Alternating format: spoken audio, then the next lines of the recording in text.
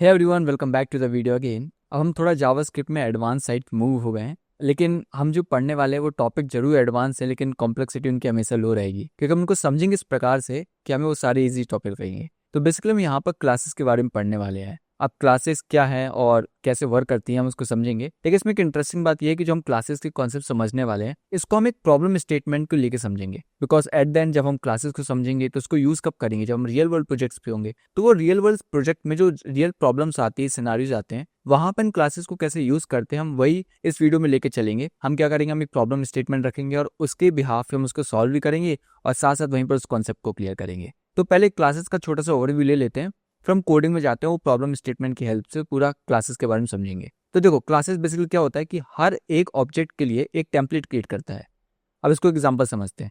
Let's say एक Apple की company है, एप्पल की कंपनी ऑफ कोर्स है ही। तो क्या होता है, जैसे मैंने एक एप्पल की कंपनी है तो उसने क्या किया कि एक टेम्पलेट क्रिएट कर दिया कि जब कभी भी कोई एक एप्पल का प्रोडक्ट बनेगा, लेट्स से उसको स्मार्टफोन बनाने हैं, तो उसके कुछ मिनिमल, इसके फिर कुछ बोल सकते हैं मिनिमम क्राइटेरिया होगा उसको कंप्लीट करने के लिए। लेट्स से उसने बोल दिया कि जो भी स्मार्टफोन प्रोडक्ट या फिर डेवलप होगा या फिर मैन्युफैक्चर होगा तो उसमें कैमरा एटलीस्ट होगा, कुछ प्रोसेसर भी होंगे और बैटरी एटलीस्ट इसमें 4000 mAh तक की होगी। तो कुछ उसने मिनिमम क्राइटेरिया रख दी जिसको फुलफिल करना होगा अगर कोई भी प्रोडक्ट बनाना होगा एप्पल का।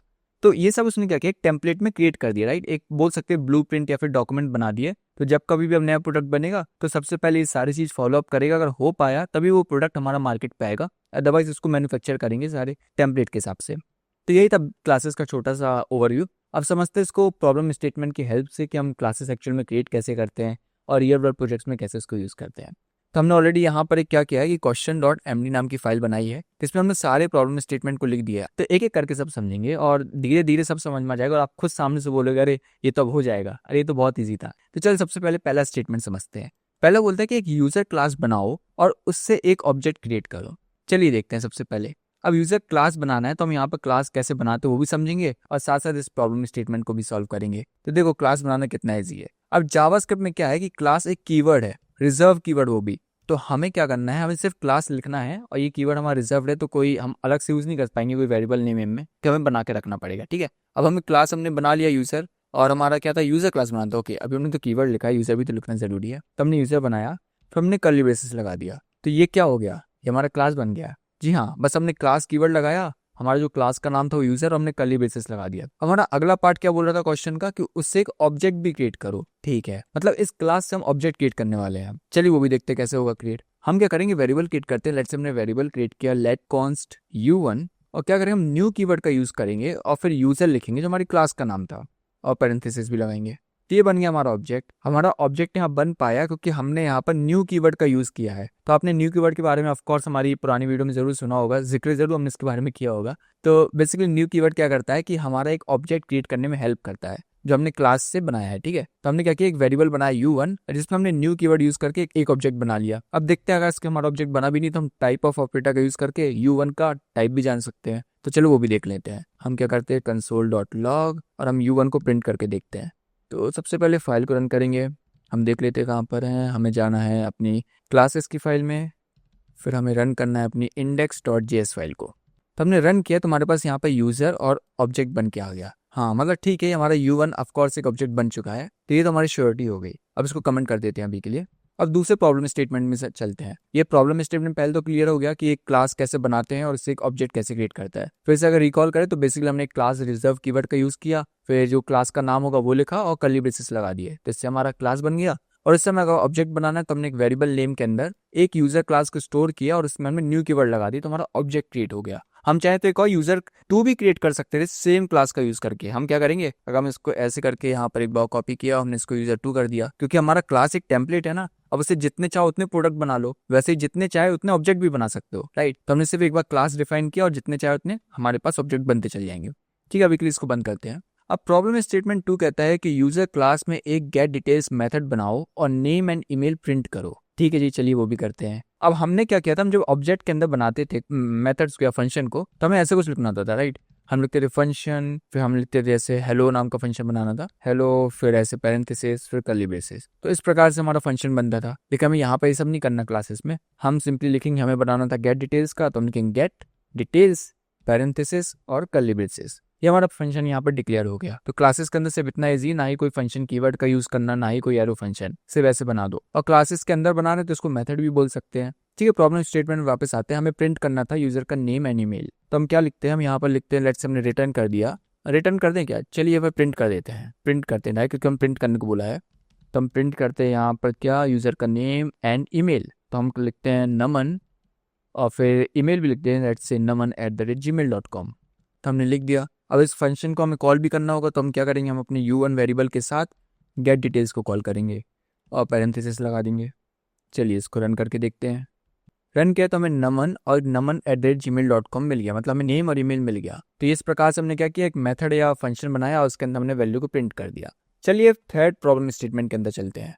अब थर्ड प्रॉब्लम स्टेटमेंट कहता है कि यूजर क्लास में dynamic name and email call करो और गेट डिटेल्स मेथड से रिटर्न करो। अच्छा जी, इस बार क्या है, इस बार हमारे पास हार्डकोर वैल्यू नहीं रहेगी, इस बार हमारे पास वैल्यू डायनेमिक होगी। मतलब हर एक ऑब्जेक्ट में अंदर जो भी हम पास करेंगे वही हमारा नेम और ईमेल बनेगा इस बार। ठीक है, थोड़ी कॉम्प्लेक्सिटी बढ़ी है बट इतना भी कॉम्प्लेक्स नहीं हुआ अभी। तो बेसिकली क्या करेंगे हम यहाँ पर, अब एक नया कॉन्सेप्ट सीखोगे आप, और वो कॉन्सेप्ट है कंस्ट्रक्टर। अब वो प्रॉब्लम स्टेटमेंट को फिर से अभी थोड़ा साइड में रखते हैं और समझते हैं बेसिकली हम कैसे यूज करने वाले हैं ताकि हम डायनेमिक नेम वगैरह को यूज कर पाए। तो यहाँ पर अब होगा जो कॉन्सेप्ट यूज, वो कंस्ट्रक्टर जो हमने अभी डिस्कस किया। तब बेसिकली कंस्ट्रक्टर क्या होता है कि जब कभी भी हम न्यू कीवर्ड का यूज करते हैं ना, तो हमारे इस क्लास के अंदर एक कंस्ट्रक्टर इन्वोक हो जाता है। अभी बाय डिफॉल्ट हमारे जावास्क्रिप्ट के अंदर इन्वोक होता है, हम नहीं करते, क्योंकि देखो जब हमने यहाँ पर न्यू कीवर्ड यूज किया ना तो हमारे पास इन्वोक हो गया। हम वेरीफाई भी करेंगे, चलिए देखते पहले वेरीफाई करके। हमने ऑलरेडी एक index.html फाइल बनाई है और हमने अपने सर्वर को रन भी किया है 5500 पे।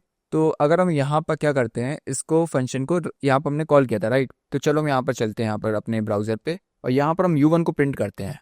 तो हमारे पास क्या है, u1 इज नॉट डिफाइंड, हमें शायद रिफ्रेश करना होगा। तो हम u1 को जब प्रिंट करेंगे तो हमें यहाँ पे यूजर लिख के आया राइट, क्योंकि हमारा u1 एक ऑब्जेक्ट था। और जब हमने इसको ओपन किया तो कुछ प्रोटोटाइप के अंदर एक कंस्ट्रक्टर ऑटोमेटिकली बन के आ गया। अभी कंस्ट्रक्टर हमने तो बनाया नहीं था, लेकिन मैंने अभी आपसे बताया था ना कि हमने न्यू कीवर्ड का यूज किया था। तो बेसिकली जब कभी हम न्यू कीवर्ड का यूज करते हैं तो एक बाय डिफॉल्ट कंस्ट्रक्टर इन्वोक हो जाता है। हम कंस्ट्रक्टर खुद का भी बना सकते हैं मैनुअली, लेकिन अगर हमने नहीं बनाया तो हमारा जावास्क्रिप्ट इतना स्मार्ट है कि खुद से कंस्ट्रक्टर बना देता है हर एक ऑब्जेक्ट के अंदर।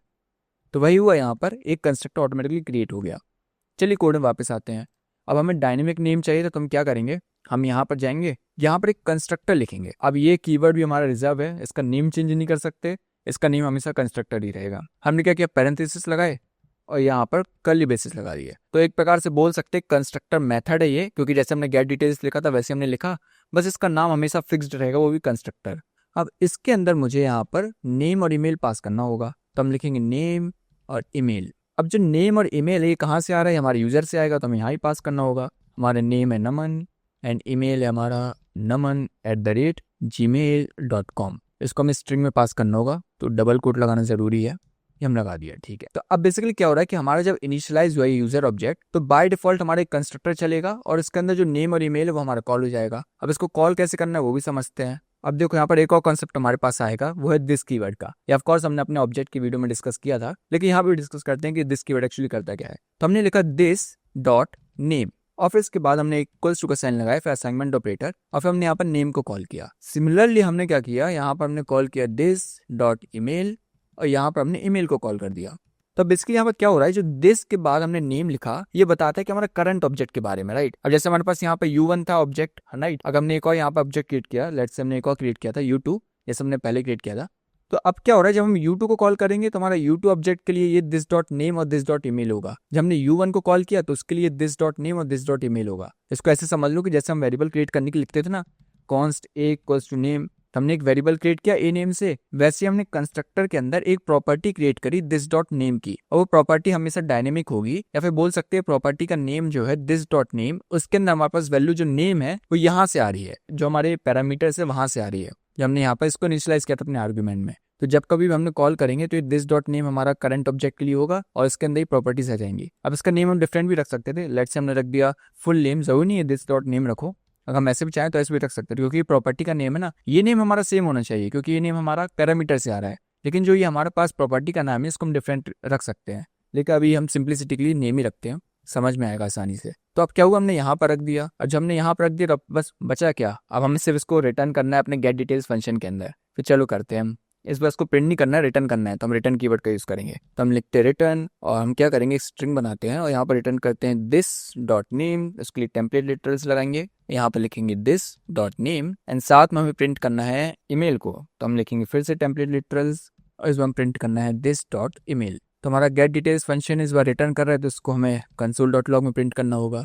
कंसोल डॉट लॉग करेंगे, इसको रैप करेंगे और इसको रन करते हैं।